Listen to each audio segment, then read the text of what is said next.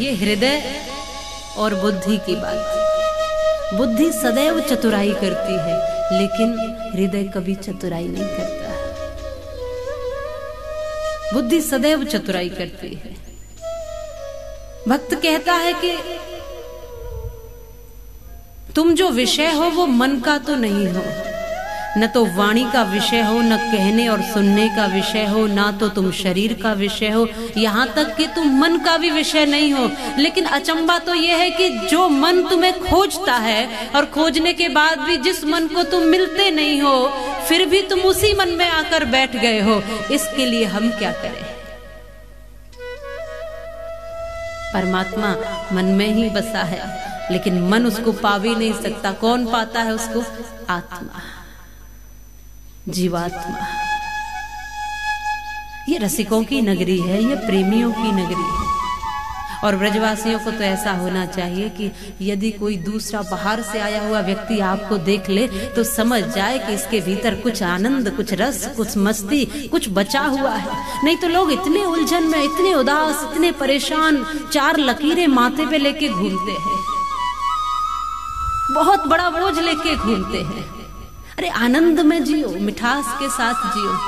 और मुझे कई बार आश्चर्य होता है कि जब पूरी दुनिया में, पूरी सृष्टि में, पूरी प्रकृति में आप निहारोगे तो आपको कोई जीव जंतु दुखी नहीं मिलेगा, कोई रोता हुआ नहीं मिलेगा, कोई ये कहता हुआ नहीं मिलेगा कि मैं फंस गया। लेकिन ये बुद्धिमान मनुष्य कहता है कि मैं यहाँ आकर फंस गया। जिसके पास सब कुछ है, सब कुछ है, जिसके लिए कहा बड़े भाग्य मानुष तन पावा, सुर दुर्लभ सब ग्रंथ ही गावा। नर तन सम नहीं कब निहु देहि, जीव चराचर याचते। जिसके लिए कहा पुनर्वित्तम पुनर्मित्रम पुनर्भार्याच पुनर्महि, एतत् सर्वम पुनर्लभ्यम न शरीरम पुनः पुनः। ये शरीर बार बार नहीं मिलता, बड़े पुण्य कर्म किए हैं तब जाकर के कहीं न कहीं ये साधन मिला है शरीर रूपी। फिर भी रो रहे हैं। मैंने कुछ लाइनें लिखी थी, प्रकृति का दर्शन किया और सबको निहारा, जीव जंतुओं को निहारा, तो मुझे कुछ लाइनें मुझे लिखनी पड़ी। और मैंने सोचा कि इस दुनिया में जिसको भी देखो जीवन का आनंद ले रहा है, केवल मनुष्य के अलावा। मनुष्य ही दुखी है, बाकी सब आनंदित है। जैसे कि आप कोयल से पूछो कि जिंदगी कैसी है, तो वो क्या कहेगी? जिंदगी तो राग है, संगीत है। कोयल को राग सी, भंवरे को पराग सी, पतंगे को चिराग सी लगती है जिंदगी। चिड़ियों को चहक सी, तितली को महक सी, मधुमक्खी को शहद सी लगती है जिंदगी। पुष्प को हंसी सी, सबके अलग अंदाज है जिंदगी को जीने। सूर्य को सविता सी, पपीहे को कविता सी, मछली को सरिता सी लगती है जिंदगी। जिससे भी पूछो, कोयल गा रही है, भंवरा गुनगुना रहा है, मोर नाच रहा है, तो वो तो जीवन का आनंद ले रहे हैं। कोयल को राग सी, भंवरे को पराग सी, पतंगे को चिराग सी लगती है जिंदगी। चिड़ियों को चहक सी, तितली को महक सी, मधुमक्खी को शहद सी लगती है जिंदगी। सूर्य को सविता सी, पपीहे को कविता सी और मछली को सरिता सी लगती है जिंदगी। चकोर को शशि सी, पुष्प को हंसी सी, पर इस मनुष्य को फंसी सी लगती है जिंदगी। केवल ये मनुष्य ही रो रहा है।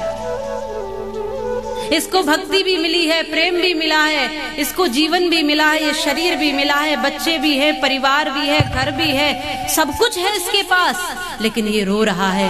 एक उस चिड़िया को देखो, वो कैसे कैसे घोंसला बना रही है बड़ी मुश्किल से, और कैसे कैसे एक एक दाना चुग कर ला रहे हैं। कितनी मेहनत है उनके जीवन में, कितनी मुश्किलें हैं। घोंसला बना लिया अगर कहीं तो किसी कोई मनुष्य उठाकर तोड़ भी सकता है, फेंक भी सकता है, लेकिन वो फिर बना लेती है, फिर कार्य करती है। निरंतरता उनके जीवन में है, वो इस जीवन को जी रहे हैं, लेकिन हम और आप इस जीवन में आकर रो रहे हैं।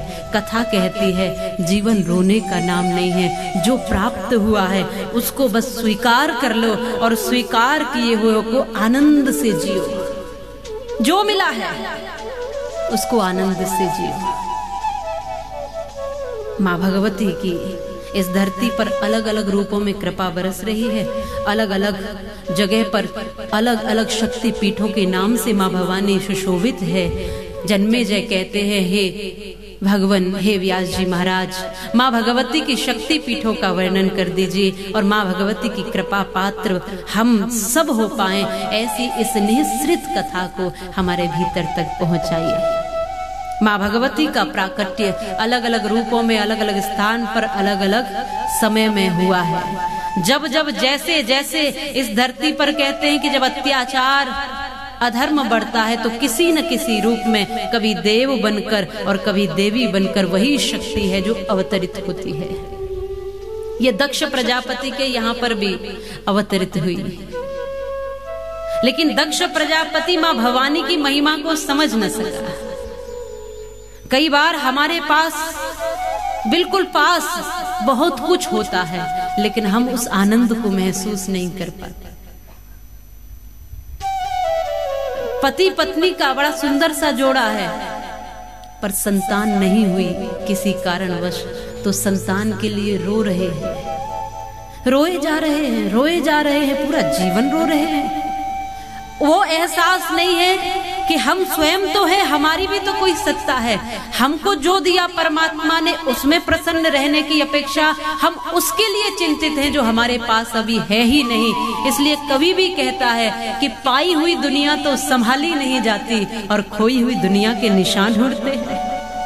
जो है ही नहीं उसके लिए रो रहे हैं, जो मिला ही नहीं उसके लिए चिंता है, और जो मिल गया है उसकी परवाह नहीं है। जो पास है उसकी चिंता नहीं है, जो मिल चुका है उसका आनंद नहीं ले पा रहे हैं। एक गाड़ी आ गई तो 4 गाड़ियों की अभिलाषा है। अभिलाषा करना अच्छी बात है, लेकिन उसके लिए उस एक गाड़ी का भी आनंद न लो, ये तो कोई अच्छी बात नहीं है। जीवन में जो कुछ मिला है उसका आनंद लेते हुए और जीवन में परिश्रम करके, मेहनत करके, भगवान की कृपा पा करके आप खूब तरक्की करो, पर उस तरक्की की चाहत में अपने इस जीवन को बर्बाद मत करो।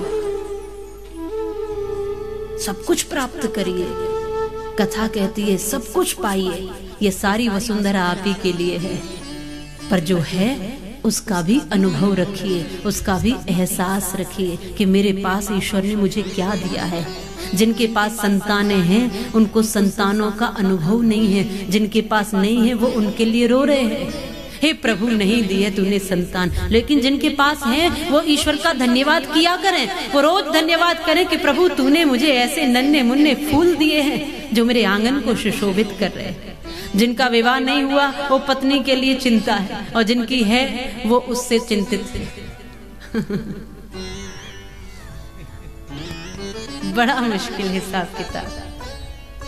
कुछों के पास संतानें नहीं है, वो संतानों के लिए रो रहे हैं, जिनके पास है वो उनकी वजह से रो रहे हैं। बड़ी विचित्र दुनिया है। कुछ इसलिए रो रहे हैं कि हमारा विवाह नहीं हो रहा, कुछ इसलिए रो रहे हैं विवाह हो गया है, कुछ इसलिए रो रहे हैं कि हम गृहस्थ में आ गए, और कुछ इसलिए रो रहे हैं कि हमने सन्यास जल्दी ले लिया। ये विचित्र दुनिया है। इसलिए जो मिल गया है उसको संभालना सीख जाइए, वही ईश्वर की सबसे बड़ी भक्ति है।